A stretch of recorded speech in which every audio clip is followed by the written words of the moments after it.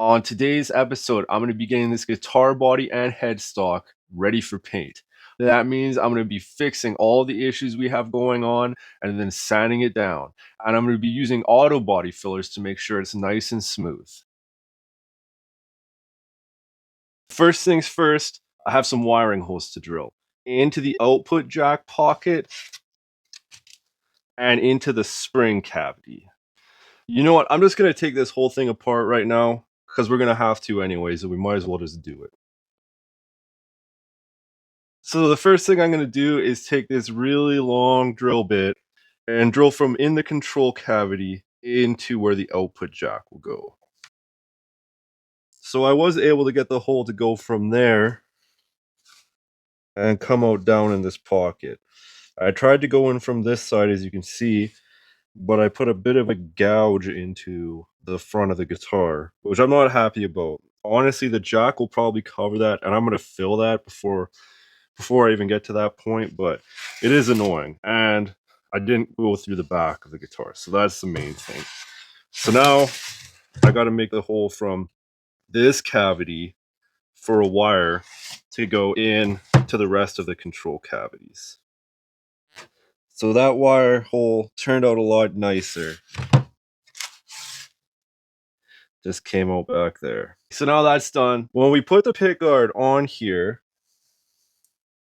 and line up all the screw holes, this screw hole here and this screw hole here actually don't have anything underneath the pickguard to attach to. So this is the one by the bridge. You can see that it actually partially went in to the wood, but this one here actually doesn't have anything to go into. So I got this chunk of wood left over from when I cut the body out, and I'm just going to cut a couple of slabs out of this and just glue them in there. Yeah, these should work just fine. So I'm literally just going to super glue these pieces in here. Okay, so we got our pickguard back here. Just install a couple screws to make sure it's lined up the way it's supposed to be. So now I just got to drill these two holes out. Let's just make sure we can put some screws in these new holes. Okay, so I was able to fix, so now this screw here and this screw here both have something to go into. So our screw hole problem is fixed. Okay, now that that's all done, it's time for the main event. I'm going to be using some Bondo to fill in the body damage. I forgot to mention this, but in this video, I'm working in my garage with the big door cracked and the man door open. So there's a breeze blowing through the shop. I'm also wearing a mask whenever I'm working with these chemicals or sanding.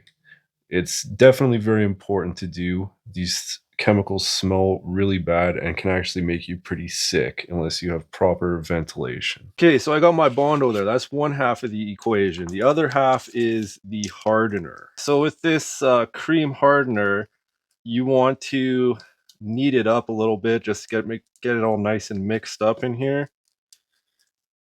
And then we're gonna have to put a stripe of it over top of this glob of Bondo we got here. So that's probably good. Now we're gonna have to mix it to a uniform color. Now we're gonna start putting it on where we need it. A couple of holes here in the neck pocket. You can see it's already hardened up. It's already hard. Okay, so the thing with Bondo is you kind of want to start shaping it before it gets too hard, because it gets kind of hard to work with after that. It's not fully hard right now, but I'm going to start working it and hopefully get the majority of what I need to get done before it gets super hard. So I'm actually going to start off just with a razor blade and just kind of slice it where I need to. Okay, so now I got most of the shaping done. I'm just actually going to mix up a second batch of Bondo here and just go over this one more time. Just to kind of fill in our low spots.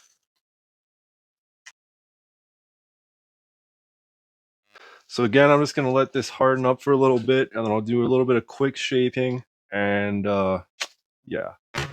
Okay, so now the Bondo is mostly set up. I'm just going to reshape it again roughly before it gets too hard. So I'm 2 coats in with this Bondo, and I'm gonna put a 3rd coat just in these areas where I had the chip out. I don't know if you can tell, but there's a bit of a low spot there, and there's a bit of a low spot there. The other areas have turned out pretty nicely. Just gonna put one more coat on there, and then I'm just gonna go and let it harden up for a bit. So I'm just gonna leave it now to fully harden up. And once that's done, then I'll be able to sand it. It is going to be a bit of a pain to sand these areas, but I would rather have a bit of a pain to sand than have to come back and put another coat of Bondo on. Shouldn't be too bad, but it's definitely not going to be too easy either. These areas where I've really shaped it down is not going to be a problem at all. So it's been a few hours. This Bondo has had a chance to fully hardened up. So now I'm just going to start sanding this thing down. All right, so I got some 150 grit. Going to start with that. All right, so I got a bit of sanding I got to do on my neck. I got to finish sanding this black paint off of here and sand all this stuff down to 150 grit. I also want to sand the rest of this old finish off. And yeah, so I'm going to do that now. All right, so I got the body sanded down to 150 grit. I got the neck sanded down to 150 grit. Now what I'm going to do is I got 220 grit. So I'm going to sand the body down with 220 grit. I'm going to sand the neck down with 220 grit. And then I'll be ready to prime this thing. So without further ado, here we go. Okay, so we got the guitar body now sanded down with 220 grit. Got all the damage filled in with Bondo. See if we can get a good close up of that. So that was where we had one chip out. It's filled in and smoothed with Bondo. And then this is where the other chip out was. And that is filled in and completely smoothed out with Bondo. I've also filled in the holes I made when I was routering the control cavities. I fixed that little ding I just did there. And I got my neck pocket area made a bit better where it was kind of messed up. So yeah, and I almost forgot, we got in there cleaned out too, where my router bearing broke. Now I've blown this off with my air compressor, so this is ready to prime. I got the neck sanded. I didn't completely sand the black off. Honestly, it's really thick, so this is gonna get primed anyway, so no big deal. But I sanded the whole neck. I sanded the back of it with 220 as well, 150 then 220. So it's ready to finish. I'm going to spray the back of this neck clear. What I'm going to do now is tape everything off on the neck except for the front of the headstock to get ready to prime. So I made a cool handle for the guitar body. So now I can hold it in one hand and spray it with the other. I've also taped off the guitar headstock so just the face is exposed. All right, so I'm just going to be using this primer. I've used it before on my vehicles, and it's okay.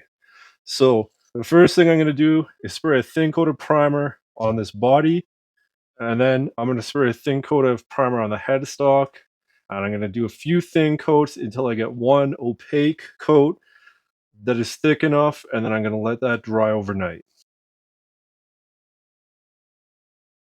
All right, so the guitar has been primed and I let it dry overnight. So I'll just show you what it looks like. Right off the bat, you can see the grain is really popping out. So that's okay. Show the back.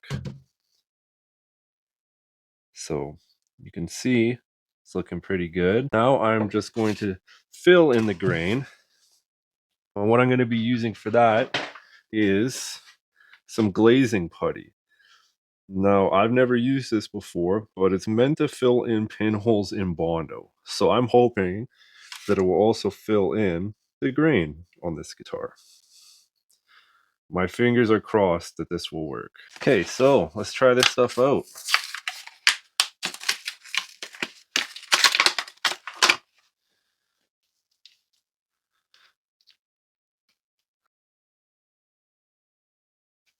I don't know if I like this stuff.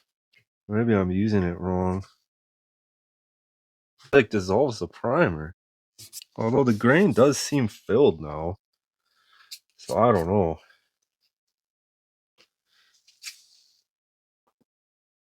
Instructions say surface must be thoroughly clean and free of dirt, grime, grease, wax, and oil. Yes. Apply a thin coat directly to dry prime surface. Yep. Several thin coats are better than one thick coat. Be dry and ready for sanding in 15-20 minutes. Okay, so we'll wait and then I'll sand this and see what it looks like. Okay, so I'm just gonna try sanding this. I got my 220 grit sandpaper here. Let's just see what we can get. Feels pretty smooth now. I'm just gonna try repriming this, and then I'll be able to see if the grain is being filled in. So I tried the glazing putty, and then it kind of like peeled off the old primer, so I reprimed it after I sanded it. And it did fill in the grain some. And this is going to be hard to see on video, but like this grain I think is actually filled in.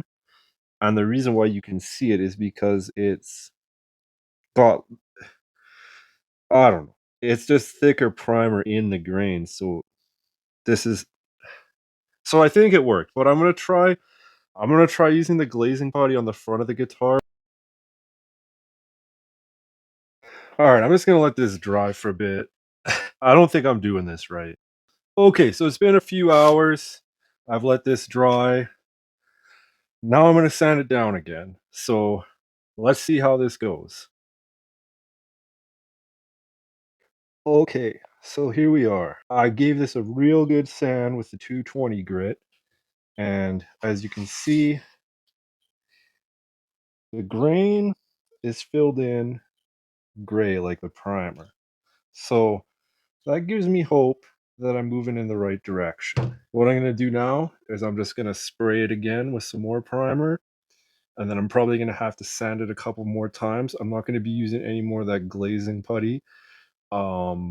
It was kind of a experiment on my end. I've never used it before, and it's honestly not meant to be used on wood. I don't think anyway. So anyways, there's that. I also sanded down the headstock, so I'm going to spray that again too. Okay, so this is my new setup. I've got the guitar body hanging from a chain from the ceiling, and I'm just going to spray it with some primer. I'm also going to spray the headstock here too.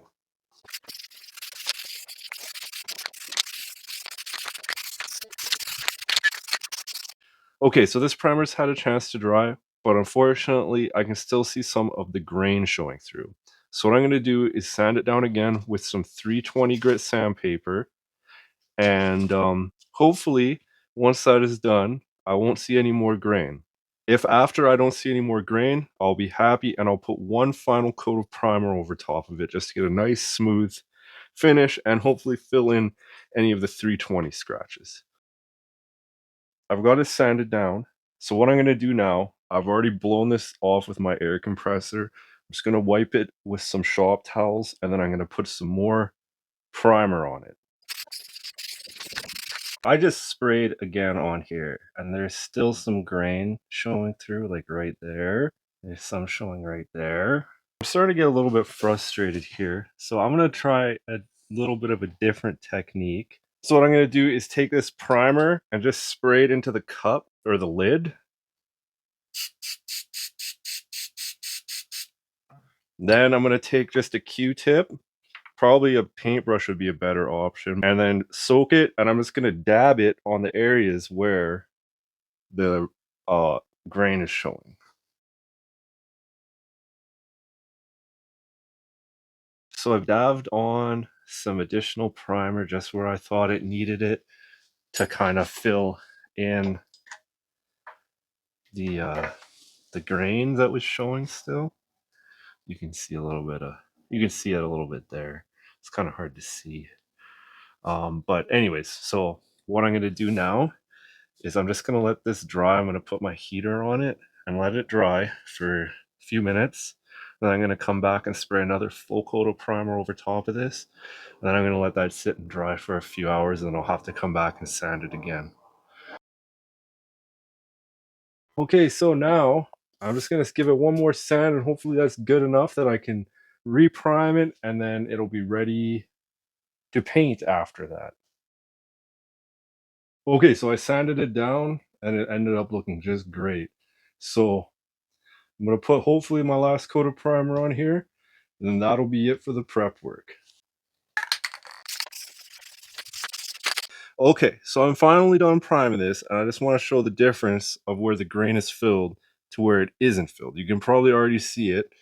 Inside this control area where the pickups and the knobs and everything go, I have not filled the grain, but they have received the same amount of coats of primer as the rest of the guitar. So you can really see the difference that sanding between coats and filling the grain makes. Okay, so that's it for this episode. Next week, I'm going to be finishing this bad boy with some spray cans of car paint. After that, I'll be buffing it out, wiring it up, assembling it, then setting it up.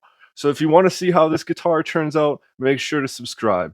This channel is still super small, so if you don't, you'll probably miss the next videos in your feed. So until next week, talk to you later.